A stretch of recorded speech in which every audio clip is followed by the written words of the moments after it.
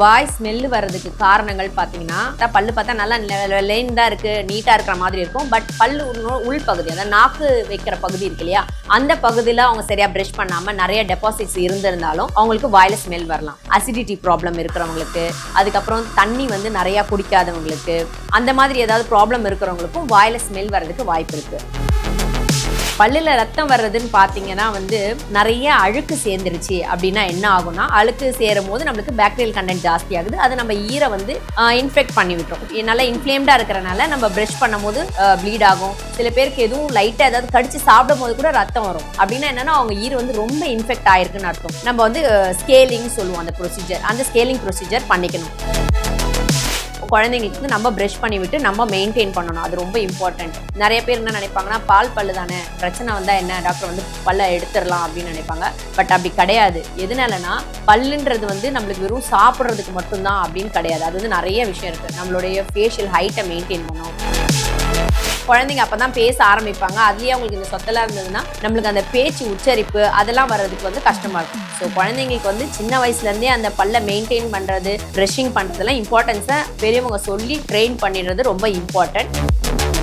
பல் சீரமைப்புன்றது வெறும் அழகுக்காக மட்டும் கிடையாது, நம்மளுடைய மெயின்டெனன்ஸ்க்காகவும் இந்த பேச்சு உச்சரிப்புக்காகவும் இது ரொம்ப இம்பார்ட்டன்ட். அந்த மாதிரி கண்டிஷனுக்காக நம்ம வந்து பல்லை வந்து சீரமைக்கிறதுன்றது ரொம்ப இம்பார்ட்டன்ட்.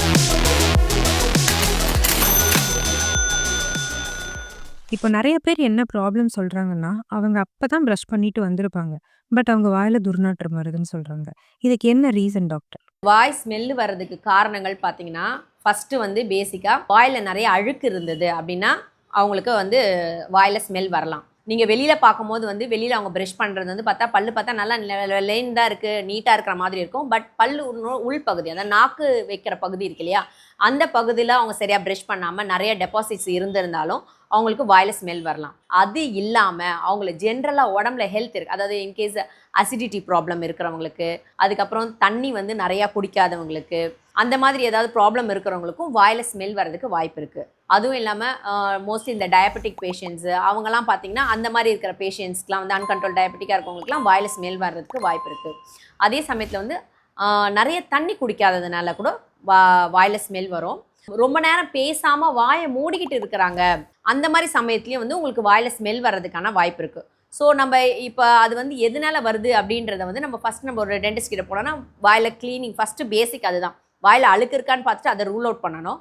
அதுக்கப்புறம் அவங்க ரெகுலராக தண்ணி குடிக்கிறாங்களா, இல்லை ஏதாவது பேசுகிறாங்க, இல்லை பேசுகிறதுக்கு அவங்களுக்கு வாய்ப்பு கிடைக்காத வேலை. இப்போ நிறைய பேர் பார்த்திங்கன்னா வந்து கம்ப்யூட்டரில் வேலை செய்வாங்க, அவங்க வேலை செஞ்சுட்டே இருப்பாங்களே தவிர அவங்களுக்கு பேசுறதுக்கு வாய்ப்பே இருக்காது. அவங்க பாட்டு ரொம்ப சைலண்ட்டாகவே இருப்பாங்க. ஸோ வாயை மூடிட்டே இருக்கும்போது என்னென்னா நம்மளுக்கு அதனால கொஞ்சம் நேரம் கழிச்சு வாயை திறந்து போது அந்த பேட் பிரெத் ஸ்மெல் வரும். ஸோ அதுக்கு என்ன பண்ணணும், ஒரு சின்ன பிரேக், ஒரு 2 minutes ஒன்ஸ் ஒரு சின்ன ஒரு சிப் தண்ணி அப்பப்போ குடிச்சிட்டே இருந்தாங்க அப்படின்னா அந்த வாயில் அந்த மாதிரி துர்நாற்றம் வராமல் இருக்கிறதுக்கு அவாய்ட் பண்ணலாம். இல்லைனா இதெல்லாம் பண்ணுறேன் டாக்டர் அப்படி இருந்தும் எனக்கு ஸ்மெல் வருது அப்படின்னா உங்களோட ஜென்ரல் டாக்டரை ஒரு ஒப்பீனியன் கேட்குறதுன்றது ஒரு நல்ல விஷயம். அதாவது அசிடிட்டி ப்ராப்ளம், லேட்டாக நான் சாப்பிடுவேன், டைமுக்கு சாப்பிட மாட்டேன், அந்த மாதிரி ஏதாவது ப்ராப்ளம் இருக்கா, இல்லை வேறு எதுவும் மெடிக்கல் இஷ்யூஸ் இருக்கான்றதை பார்த்துக்கிறதுன்றது ஒரு நல்ல ஒரு விஷயம். ஈறுகள்ல ரத்தம் வர பிரச்சனை நிறைய பேத்துக்கு இருக்கு. இதுக்கு என்னெல்லாம் ரீசன் டாக்டர்? பல்லில் ரத்தம் வர்றதுன்னு பார்த்தீங்கன்னா வந்து ஃபஸ்ட்டு நிறைய அழுக்கு சேர்ந்துருச்சு அப்படின்னா என்ன ஆகும்னா, அழுக்கு சேரும் போது நம்மளுக்கு பாக்டீரியல் கண்டென்ட் ஜாஸ்தி ஆகுது. அது நம்ம ஈரை வந்து இன்ஃபெக்ட் பண்ணி விட்டுரும். அது நல்லா இன்ஃப்ளேம்டாக இருக்கிறனால நம்ம ப்ரஷ் பண்ணும் போது ப்ளீட் ஆகும். சில பேருக்கு எதுவும் லைட்டாக ஏதாவது கடிச்சு சாப்பிடும் போது கூட ரத்தம் வரும். அப்படின்னா என்னென்னா அவங்க ஈர் வந்து ரொம்ப இன்ஃபெக்ட் ஆயிருக்குன்னு அர்த்தம். ஸோ அப்படி இருக்குது அப்படின்னா நம்ம என்ன பண்ணணும்னா, பல்லை வந்து ஃபுல்லுமே வந்து ஒரு பல் டாக்டர் கிட்ட போய் நம்ம வந்து ஸ்கேலிங் சொல்லுவோம் அந்த ப்ரொசீஜர், அந்த ஸ்கேலிங் ப்ரொசீஜர் பண்ணிக்கணும். அந்த ஸ்கேலிங் ப்ரொசீஜர் வந்து பேசிக்காக கம்மியாக இருக்க டெபாசிட்ஸ் அப்படி இருக்கவங்களுக்கு அது பண்ணாலே போதும். அதாவது ஈரில் வந்து ரத்தம் வருது இல்லையா, அது வந்து இந்த பல்லில் இருக்க அழுக்குனால தான் ரத்தம் வருது. அதை நம்ம ஒரு டென்டிஸ்ட் கிட்ட போய் நம்ம க்ளீன் பண்ணிக்கலாம். நார்மல் க்ளீன் பண்ணாலே உங்களுக்கு அந்த ஈரில் ரத்தம் வர்றது நின்றோம். பட் அதையும் மீறி சில பேர் தப்பாக ப்ரஷ் பண்ணுறது, ரொம்ப ஹார்டாக ப்ரஷ் பண்ணுறது, அதனால கம்ஸ் இன்ஜூர் ஆகி ப்ளீடிங் வரலாம், அந்த மாதிரி இருக்கலாம். வேறு ஏதாவது டேமேஜ் ஆகிருக்கலாம். இல்லைனா பல்லில் வந்து வேறு ஏதோ ஈரில் பிரச்சனை, அதாவது ஈரில் வந்து புண்ணு வர்ற மாதிரியோ, இல்லை சொத்தை வந்து அது ஈரில் சீல் கட்டி அதனால வர மாதிரியோ இருக்கலாம். ஸோ முதல்ல நம்ம டென்டிஸ்ட் கிட்ட போனோன்னா எதனால அந்த ரத்தம் வருது, எதனால அந்த ப்ராப்ளம் இருக்குன்றத அவங்க நம்மளுக்கு எக்ஸ்பிளைன் பண்ணுவாங்க. ஸோ அதுக்கு தகுந்த மாதிரி ட்ரீட்மெண்ட்டை நம்ம பண்ணிக்கிட்டோம்னா அந்த மாதிரி வராமல் மெயின்டைன் பண்ணிக்கலாம். பட் பேசிக்காக ஈரில் ரத்தம் வருது, ப்ரஷ் பண்ணும்போதெல்லாம் சில பேர் ஸ்பிட் பண்ணும்போது ரத்தம் வருது அப்படின்னா அது வந்து நம்மளுக்கு அழுக்கு நிறையா சேர்ந்து இருந்தால் தான் அது நம்ம நார்மல் க்ளீனிங்லேயே சரி பண்ணிக்கலாம். இல்லை இன்கேஸ் கொஞ்சம் அதிகமாக இருக்குது டெபாசிட்ஸ் அப்படின்னா அதுக்கு தகுந்த மாதிரி டீப் க்ளீனிங், அதாவது க்யூரட்டாச் அந்த மாதிரி ப்ரொசீஜர்ஸ்லாம் நிறையா இருக்குது. அந்த மாதிரி ஏதாவது ப்ரொசீஜர்ஸ் பண்ணி நம்ம வந்து க்ளீன் பண்ணி மெயின்டைன் பண்ணிக்கலாம். குழந்தைங்களோட டென்டல் ஹெல்த் மெயின்டைன் பண்றதுங்கிறது ரொம்ப ஒரு சேலஞ்சிங்கான விஷயமா இருக்கு எல்லா பேரண்ட்ஸுக்குமே. இப்போ பால் பற்கள் விழுந்ததுக்கு அப்புறம் வர பற்கள கண்டிப்பா நம்ம வந்து மெயின்டைன் பண்ணியே ஆகணும். ஏன்னா, அது விழுந்தா திரும்ப வந்து வராது. பட் அவங்கள நம்ம கரெக்ட்டா பிரஷ் பண்ண வைக்கிறதோ, இல்ல சாக்லேட் சாப்பிடாம பார்த்துக்கிறதோ வந்து அவ்ளோ ஈஸி கிடையாது. ஸோ குழந்தைங்களோட பல்ல மெயின்டைன் பண்ண ஏதாச்சும் டெக்னிக் இருக்குங்களா டாக்டர்? அதாவது குழந்தைங்களுக்கு வந்து நம்ம ட்ரெயினிங் தான் சார் ரொம்ப இம்பார்ட்டண்ட். அதாவது குழந்தைங்க பொறந்ததுக்கு அப்புறமே நம்ம என்ன பண்ணணும்னா, அவங்கள குளிப்பாட்டும் போதெல்லாம் வந்து பார்த்திங்கன்னா, வாயில இருக்க பல்லே முளைச்சிருக்காது. அந்த கம் பேட்ஸ்லாம் வந்து நம்ம வந்து க்ளீன் பண்ண தான் செய்யணும். க்ளீன் பண்ணி அப்போலேருந்தே மெயின்டைன் பண்ணணும். அதுக்கப்புறம் ஒன்ஸ் அவங்களுக்கு ஒரு பல்லு சின்னதாக வர ஆரம்பிக்கும் போதே, நம்மளாம் வந்து சின்னதாக ப்ரஷ்ஷிங்கில் வந்து நம்ம வந்து என்கரேஜ் பண்ணணும். நம்ம ப்ரஷ் பண்ணி விடணும். குழந்தைக்கு வந்து விவரம் தெரிஞ்சு அவங்களா ப்ரஷ் பண்ண ஆரம்பிக்கிற வரைக்கும், நம்ம வந்து குழந்தைங்களுக்கு வந்து நம்ம ப்ரஷ் பண்ணி விட்டு நம்ம மெயின்டைன் பண்ணணும். அது ரொம்ப இம்பார்ட்டண்ட். நிறைய பேர் என்ன நினைப்பாங்கன்னா, பால் பல்லு தானே, பிரச்சனை வந்தால் என்ன, டாக்டர் வந்து பல்லை எடுத்துடலாம் அப்படின்னு நினைப்பாங்க.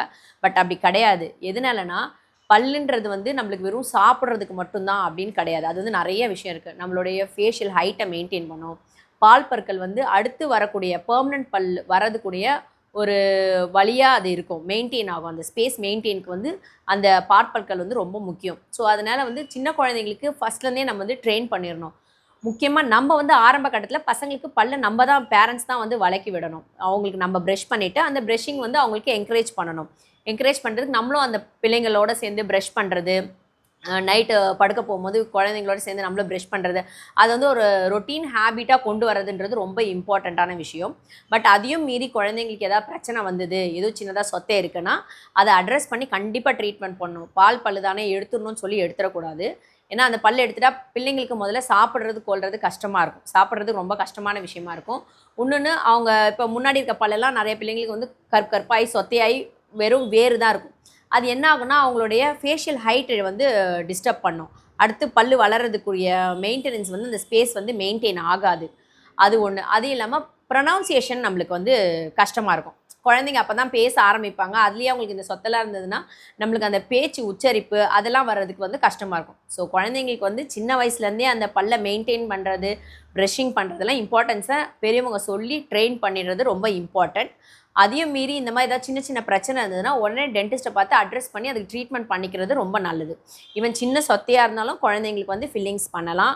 இல்லை அந்த சொத்தை எனக்கு ஆழமாக போயிடுச்சு டாக்டர்னாலும் அதுக்கு தகுந்த மாதிரி குழந்தைங்களுக்குன்னு வேர் வைத்தியம் ட்ரீட்மெண்ட் ப்ரொசீஜர்லாம் இருக்குது. அவங்களுக்குன்னு ரெடிமேட் கேப்ஸ்லாம் இருக்குது. அதெல்லாம் போட்டு மெயின்டைன் பண்ணிக்கலாம்.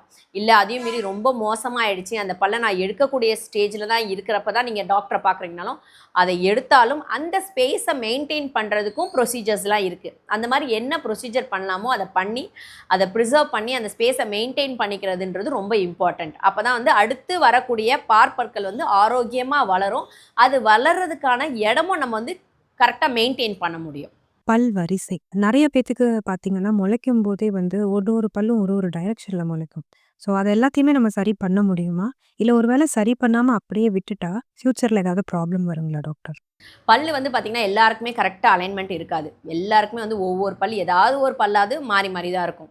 இது வந்து நிறைய பேர் என்ன பண்ணுவாங்க, பல்லு அழகா இல்லை அப்படின்னா மட்டும்தான் நம்ம வந்து டாக்டர்கிட்ட போய் இதை ஸ்ட்ரெயிட்டன் பண்ணணும் அப்படின்னு நினைப்பாங்க. பட் அப்படி கிடையாது.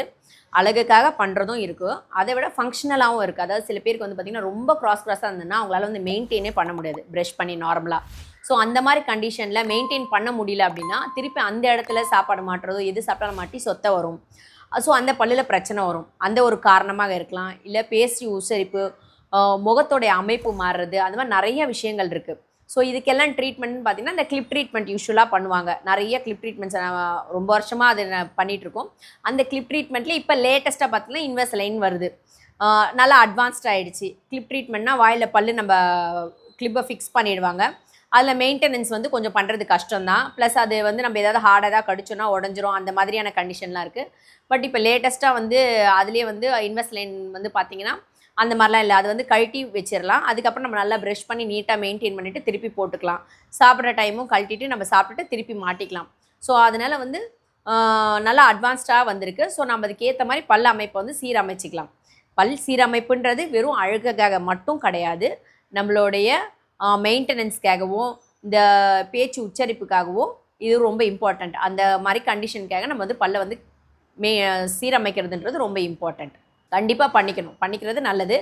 பட் இல்லை எனக்கு வந்து எதுவும் பெருசாக வந்து அதனால் எனக்கு தொந்தரவு இல்லை, எனக்கு எதுவும் சாப்பாடு மாற்ற ப்ராப்ளம் இல்லை, அந்த மாதிரி எதுவும் பிரச்சனை இல்லை, பல் வந்து கரெக்டாக தான் இருக்குது, எனக்கு ரொம்ப அசிங்கமாக தெரியல அப்படின்னா அது அந்த மாதிரி பேஷண்ட்டுக்கு பண்ணணுன்றது அவசியம் கிடையாது. பட் யாராக இருந்தாலும் ஒரு பல் டாக்டரை பார்த்து அவங்கக்கிட்ட ஒரு ஒப்பீனியன் கேட்டு அவங்க பார்த்து என்ன ப்ராப்ளம், ஏன்னா நம்மளுக்கு ஜஸ்ட் லைக் தட் பார்க்கும்போது நம்மளுக்கு தெரியாது பேஷண்ட்டுக்கு. அவங்க இருந்தாங்கன்னா அவங்க ஃபுல்லாக எக்ஸாமின் பண்ணிவிட்டு ப்ராப்பராக சொல்லுவாங்க. எந்தெந்த பல் ஏதாவது ஓவர்லாப் ஆயிருக்கா, ஒரு பல்லு மேலே ஒரு பல்லு இருக்கா, உங்களுக்கு அது வெளியில் தெரியாமல் இருக்கலாம், ரொட்டேட் ஆகிருக்கலாம், அதனால வந்து கடிக்கிறது வந்து ஏடாங்கூடமாக கடிக்கலாம். ஸோ அப்போ எல்லா ஃபோர்ஸும் ஒரே பல்லில் விழும். அந்த மாதிரியான ப்ராப்ளம்ஸ்லாம் இருக்குது. ஸோ அது எல்லாமே வந்து நம்ம அந்த கிளிப்பு போட்டு வந்து கரெக்ட் பண்ணிக்கலாம். இல்லைனா அந்த இன்வெஸ்ட்லைன் போட்டும் நம்ம கரெக்ட் பண்ணிக்கலாம். அது வந்து நம்ம ஒரு டாக்டர் கிட்ட ஒப்பீனியன் வாங்கிக்கிறது வந்து நல்லது.